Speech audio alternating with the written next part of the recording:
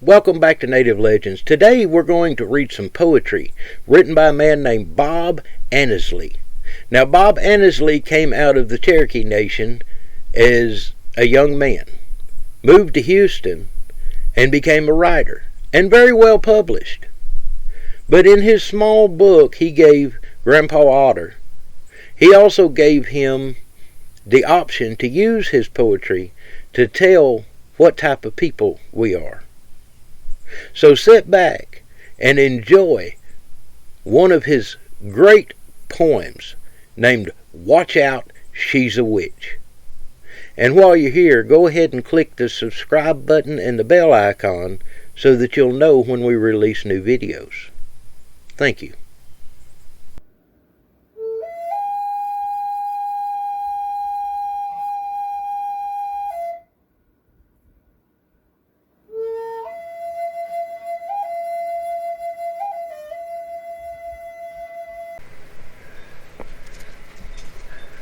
I met a man in Houston, Texas, named Bob Ansley, and he is a master artist and poet of the Cherokee Nation. And this may not look like much to people, but to me, this is beyond price. And when Bob gave me this little book, he wrote, "To Archie, may you and yours walk forever among the treetops, clothed in red. Best wishes, Bob Ansley." And Bob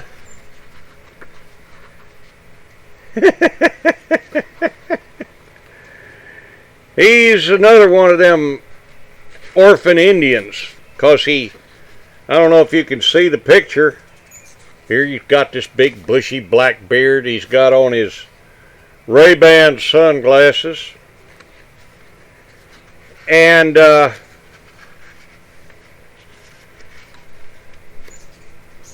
he was just a fantastic friend. And I want to give credit to him. He told me that I could use his poetry to speak about who we are and to go out and share it. And there's a poem in here that kind of reminds me of my own grandmother, a poem that Bob wrote about his grandma. Now, my grandmother, she knew all these old ways of healing, and I'm not going to go too far in that because I don't want to upset nobody. But my grandmother knew the old ways of healing, and it turns out that Ethel Fowler was a half-blood Cherokee woman. And I know her mother was a lady named Sarah Ann Thompson from Tallapoosa County, Alabama, but she was married to an Englishman named John Lee, my great-grandpa. But this poem reminds me of my grandmother, and this was actually Bob's great-aunt that he wrote about. And the title of the poem is Watch Out, She's a Witch. Watch out, she's a witch, my cousins did say, as we peeked in her window on a warm summer day. She'll get you, they said, with an eye that is evil, and'll shrivel your brain to the size of a needle.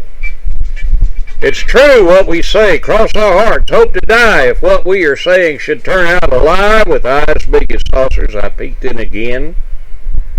As old childhood fables my mind's eye did spend. And yet it seemed wrong, these things that they said, as my gaze rested there on that wizened old head. This woman a witch? That didn't ring true.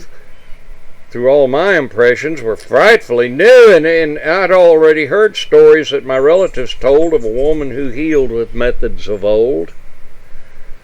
Only 2 days before, her breath healed a burn, and a young life threatened had thus been returned. This gray-haired old lady was known to do good, though how she cured illness was not understood. A few there believed in her medicine way, but Cherokee thoughts were strange in this day. This kindly old woman, called witch by a few, had challenged my mind with thoughts that were new. Belief lying dormant was fanned into flame with a touch of her hand, and it wrought change upon change. Her path of life drawn by tradition's fast bond, in the fire she was born, and in the fire she passed on. And now this song ends by saying, I miss her, this medicine woman, my grandmother's sister. And it's interesting because my own grandmother could heal burns with her breath. But growing up not knowing of our heritage, I didn't know